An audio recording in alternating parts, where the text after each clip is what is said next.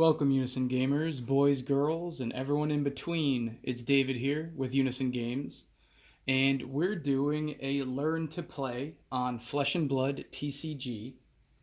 I know you guys have watched some of the videos and the box openings, and I can hear you ask, these cards look great, this looks super fun, but how do you play? Well, that is the purpose of this video. So let's get right into it. You guys are currently looking at hero cards. I'm going to zoom in a bit more on the detail. So you guys are looking at three of the heroes from the second set of Flesh and Blood Arcane Rising. These are three of many. Currently we're looking at 9 unique heroes, all split up with different classes. Now, anatomy of a hero card. This is the name of your hero. But the most important section of any card in Flesh and Blood is right down here. On a hero, this tells you what you are, what class you are. So here's the Rune Blade, Mechanologist, and a Wizard. Now you'll notice that there are young heroes. This doesn't have young, so this is the adult version. There's the young version. The only difference between your young heroes and your adult heroes is their hit points. So you start with 40 health on Viscerai if you're an adult version, and 20 health if you are the young version. The young versions are common for quicker formats like Booster Draft, Sealed, or the new Blitz format. In the bottom left corner of your hero, you have your intellect or your intelligence, or simply put, your hand size. So most of the heroes that we have now have 4 intellect. This indicates that you draw 4 cards at the end of each of your turns to replenish your hand. There is one exception to that rule, guys. During the first turn of the game, both players draw up to their hand size. This makes it fair so that the second player doesn't feel like they're behind by defending against a very large attack. And that's hero cards. Now, when you start a game of Flesh and Blood, your hero, as you can see by the mat here, also starts with a weapon that they can use. So the way you determine that they can use it, this section down here, Mechanologist, weapon. It also will tell you what it is and whether it's two-handed or one-handed. If you have a one-handed weapon, like the ninja has, you can have 2 of them. As for a weapon will have a value down in the bottom corner, and this is a value that you're going to see on any other attack cards or any other weapons, and this is simply how much damage that this weapon will do to your opponent. So that is your hero and your weapon. Additionally, you start the game with 4 equipment slots: head, chest, arms, and legs. Now these can be generic, much like this Null Rune robe is, and that would go in your chest slot. Or it could be class specific. Again, we're playing with Dash, the Mechanologist, so something like the Achilles Accelerator could go in your leg slot. There's a hood and a arm slot. Let's take a quicker look at equipment. Equipment has the same information area that our hero had, as well as our weapon.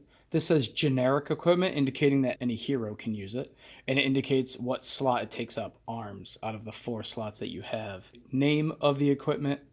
You also have a value to the right of that area for defense. More on this later, but this is your defensive value. Typically, you'll see a number 0 to 2, and this is what you can defend with during a combat. You also have text box that gives you different effects that you can use during your turn. This is more of a defensive item against arcane damage, which was introduced in Arcane Rising, the second set. All right, so you start the game with your hero, your weapon, and 4 pieces of equipment in play. You'll have either a 40 or 60 card deck, unless you're doing a draft, which is a 30 card deck, comprised of many cards that look just like this. This is a simple action. Now, most of the cards in your deck will have action in the information box, like all these cards that you see here. What this entire game rotates off of is the idea that when your turn starts, you have one action point to use. Anything that is labeled as action, whether it's on the text of a card or in the text box of a card, much like your weapon here, you only have one action point during your turn when it starts. So if I were to play this card, it would take up my action point for the turn. If nothing else crazy happened, my turn would end after that. Much like you saw in the hero, I would draw up to 4 cards in my hand and my turn would be over. Back to an action card. Again, your deck is going to be comprised mainly of cards like this. This specifically is a Rune Blade action, indicating that you have to be a Rune Blade to be using this card. You'll notice in the top left corner, 3 little red bubbles. These are your resources that this card gives you when you pitch the card. A little bit more on that later. The top right is how much it costs to play this card. This costs 3 resources. So if I wanted to play Rune Flash, I could pitch this card, Lead the Charge, for 3 resources and pay for this card, which costs 3 resources. Now, if I had a card like Push the Point in my hand, I could pitch Lead the Charge for 3 resources, which would use 1 of that resource to pay for Push the Point. The 2 remaining resources, because again, this gave me 3, would float for the rest of your turn, where you can utilize those resources for another card or another action as long as you have an action point to use. Most cards in your hand in the bottom right corner will also have a defense value. This is used during the defense step, which we'll get into, to block damage from your opponent. And then specifically anything that has the subtype attack, so this is a Rune Blade action attack, will have a offense value or how much damage this is going to do to your opponent. Another thing and an interesting mechanic about the game is that you'll notice on the top here, you have a blue line. And if you saw some of the other cards, there's 3 colors, blue, yellow, and red.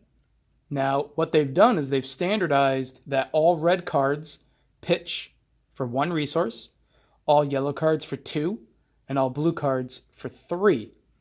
Additionally, the colors also give you a certain power level, whereas red is the most powerful version of a card all the way down to blue. And what I mean by power is things like these values down here. So if we were looking at Rune Flash as a card that we're looking to put in our deck, this 2 is on the blue card. We can guarantee that the yellow version hits for 3 and the red version hits for 4. So when we're putting our deck together, not only do we know that all the blue cards are going to give us 3 resources when we pitch them, that all the costs are going to cost the same, but that the red version is only going to pitch for 1 but do the most damage. Also, with that being said, within your deck, you can have 3. In a 60-card deck, you can have 3 of each unique version. So if Rune Flash was a really good card that you wanted to use, you can use 3 red Rune Flash, 3 yellow, and 3 blue in your deck. All right, guys, you've seen this a lot on camera. Let's just learn a little bit more about the zones now that we know what some of the cards do. As you guys saw in this video, you've got your head, your chest, your leg, and your arm slots for your equipment. You start the game with all of these in play, as well as your hero, as well as your weapon, whether it's a 2-handed weapon or 2 one-handed weapons. Your pitch zone is where you're going to pitch the cards as you pay for things.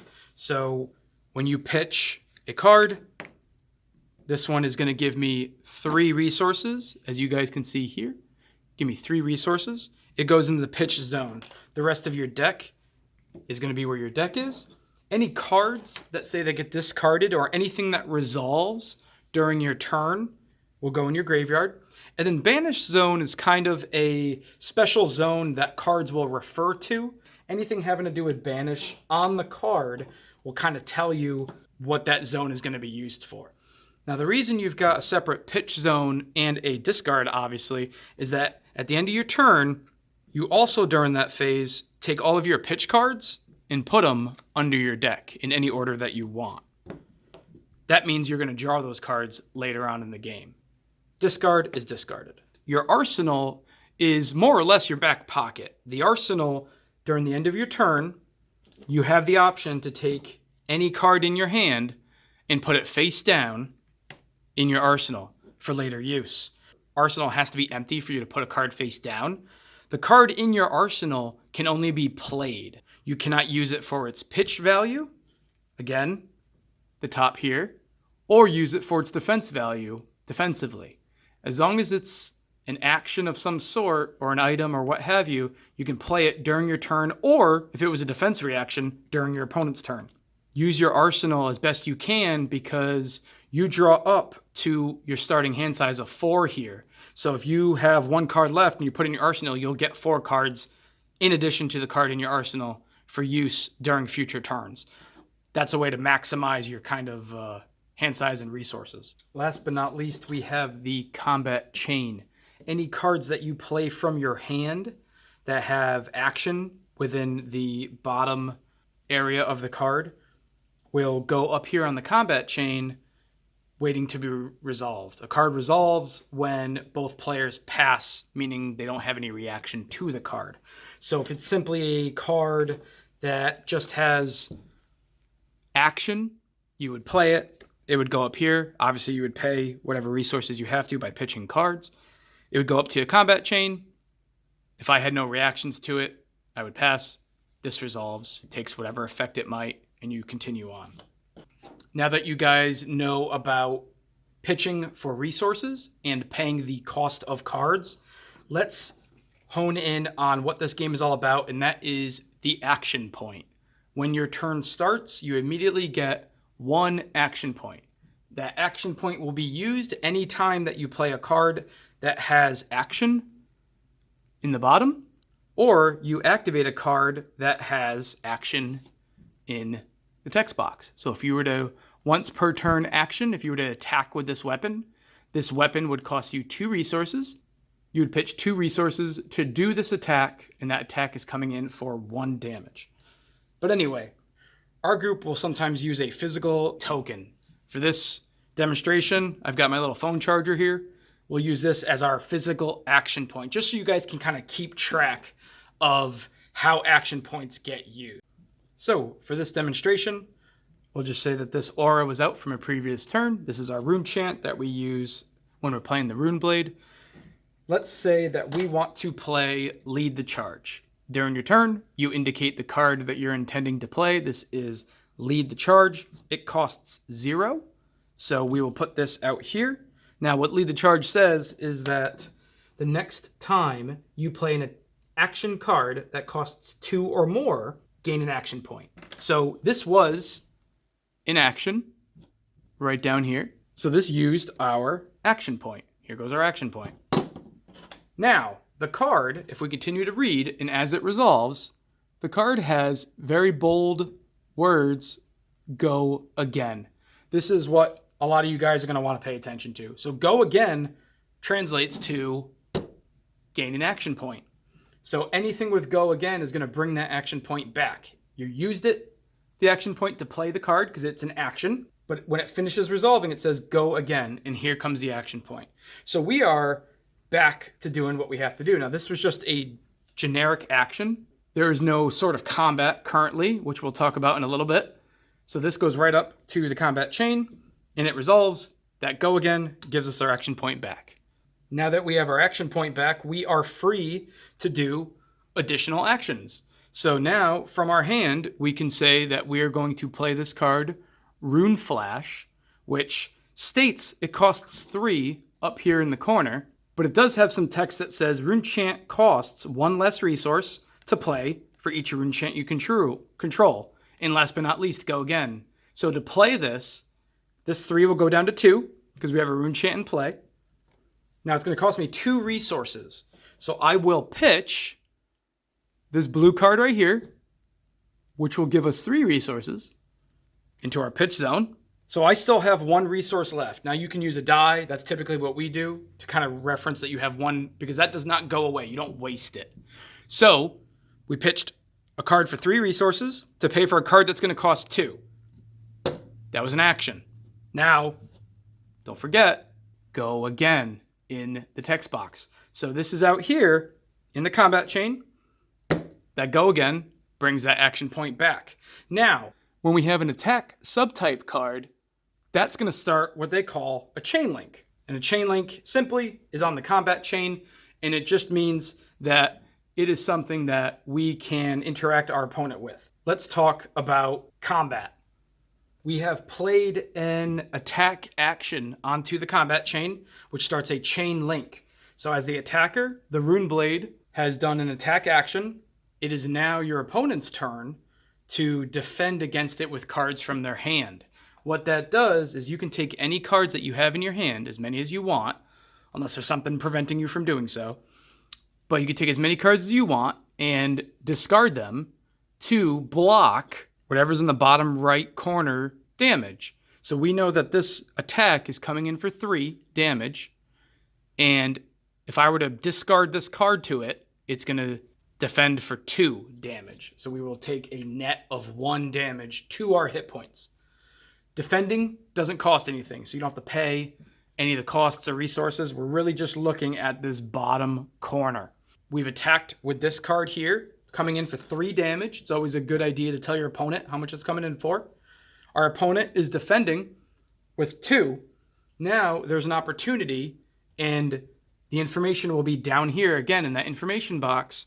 The attacker, who's the Rune Blade here, has the option to do cards that say attack reaction. Maybe it adds 1 to the value here. Maybe it does something else, but it'll specifically say attack reactions. Conversely, after that person plays any of their attack actions or passes, the defender, me being the one here who put the card that's going to defend 2, I have the option to play defense reactions. After I play my defense reaction or pass, that's when the chain link resolves. We calculate damage, 3 coming in, blocked by 2, I take 1 damage, and then the turn continues. So this is where we left off. We played a lead the charge, which gave us go again, which brought our action point back. The rest of that text box said that the next time you would play an action card with cost 2 or greater, gain an action point. We did do that. This cost 3, and that would give us an action point as well. So in theory, after this go again and after this go again, we have 2 action points. With one of those action points and the 1 resource we had left over, we could play another attack action, or any action for that matter, as long as we had the resources, which we do. This costs 1. We could play another attack action, still have an action point left over, which we're probably not going to be able to use this turn, but this attack action would then start another chain link. Your opponent would get to defend against it in the same way. We would both have reactions in the same way, and then damage would be done. And this is coming in, looks like, for 4. If the last attack on this combat chain hit, push the point gets +2. The term hit means that as long as it did damage, so this would actually go up to 6 damage because we did hit with our last Rune Flash, which only did 1 damage. So the entire phase of the game where we played all of these cards utilizing our action point and our resources is called the action phase. After that's done, after you have no more cards in your hand or you have nothing else to do because you don't have any more action points, you then would go to the end phase. And simply the end phase, first, anything that says at the beginning of the end phase would happen. Sometimes you'll see that on a card. Then any unused action points or resource points, we used all our resource points, go away. Now, if you had any cards left in your hand, this is the time now that you could put a card face down into your arsenal, like we talked about. Then, any cards in your pitch zone goes under your deck in any order that you want. All of the cards up here in the combat chain should go into your graveyard, both players respectively. And then, last but not least, you draw cards up to your hand size. Now, that is an important thing to touch on, because just as you saw as we were playing, this card that your opponent used to defend against this attack is now effectively out of their hand. you only draw up to your hand size at the end of your turn. So the Rune Blade person has 0 cards in their hand, and their turn has just ended. It would draw 4 cards. 1, 2, 3, 4. Your opponent, because they lost 1 card to defense, might now only have 3 cards. So there's a little bit of a strategy with how many cards you're using in your hand. The more cards you use in your hand to defend or have reactions is obviously going to hamper your next turn. I'm going to leave you guys off here. That is just a quick learn how to play Flesh and Blood TCG. Thanks for joining me. Be sure to like and subscribe and hit that notification bell. This is David with Unison Games. We have a lot more content coming your way, and I'll see you soon.